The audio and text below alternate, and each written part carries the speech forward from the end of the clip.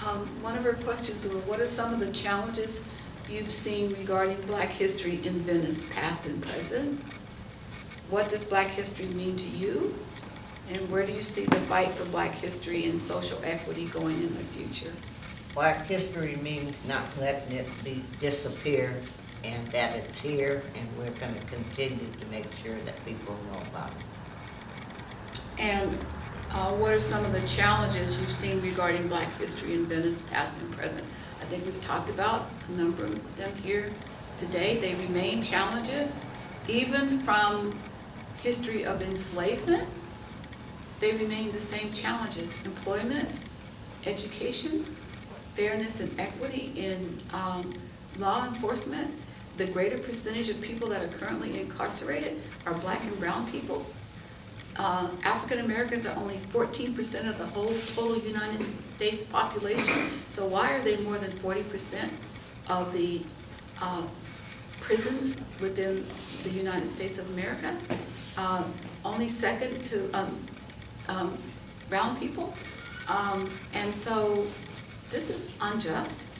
This is unmitigated injustice rather, for what's happening to people in this country.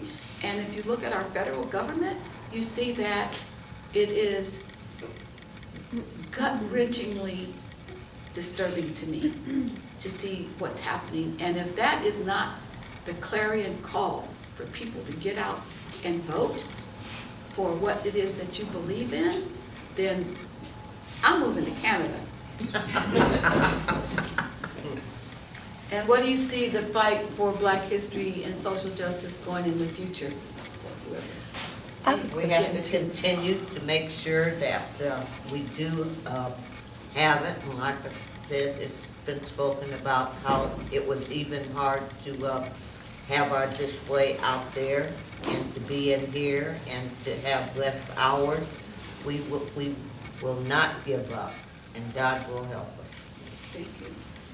Anybody? Okay. Just the fact that Bonan's been in this area for 20 years. Can you speak to that? I think he speaks loudly to it. I think his ignorance of the African American community, when he has been involved in the community as a support of an elected official, as a resident within the community, and he chooses to put his head in the sand and not respond to the needs and the issues of people of color within this community, as if we are in fact voiceless and invisible. And when he is confronted publicly about it, he does the elected official shuffle in order to get around and not really respond to, or he lies and says, oh, I'm going to support you. I do support you. But when it comes down to the nitty-gritty and to the vote, he does not support you, and then he hides in his office and lets his support staff be the front people to speak on his behalf. And to say something like, well, you can keep the outer look of the church as long as it looks like a church, and that's why he held up the vote the last time. He put it on continuance calendar, and he said because he wanted to make sure that the Penskes didn't change anything in terms of the exterior of the church. We said we didn't ask you about whether to save the exterior of the church. We asked you to save the church. The church and all that it is, the spiritual identity and historical value and the cornerstone of the community and all that it means to the community and for the people that live there, and for it to be not a personal residence. It's a sacred place. But to still be a church. And so for someone to make it their personal residence, Unacceptable. I think it's horrifying. I think it's sacrilegious. I think for you to not recognize the value, the historical value and the meaningfulness of this church to this community says that we might as well be extinct. for what we received from Bonnie's office in reference to things that are of importance to us. But we're not extinct, we're still alive, and we're still well, and we can still fight, and we need to do that. And as far as bonding goes, a lot of people who follow me on social media know I don't have, there's very few things I haven't let people know about him as far as how I feel, but even despite him as an individual, just the collective, a lot of these so-called allies in politics, whether it be our neighborhood council or people in the community who claim to be allies, we really need to hold them accountable. And I think Bonin, I'm confident too that not until this last maybe 5 years or so, since Save Venice has really gotten more vocal, more active, more formidable, created a more formidable political presence in Venice in general, especially for Oakwood. I don't think anybody was expecting us to happen. I don't think no one was expecting this fight for the church to happen. The Penskes weren't expecting to be waiting here 3 years later, and not still be in their house. You know what I mean? So it requires holding these people accountable to what they say they're about, and getting them out of office. Yeah, getting them out of office, and like I said, I guess I mentioned earlier too, holding people to task on these values they say they're about. Here we are in Venice, considered one of the most liberal, progressive neighborhoods on the West Coast, in the blue state, and in blue LA, and LA is so diverse, so cultured, and here we are, with minimal support, in the sea full of yoga studios and these, high budget spiritual studios and yoga studios, whatever, all these places of so-called enlightenment and culture. And how often do you go to a Venice place here and you see a black band play?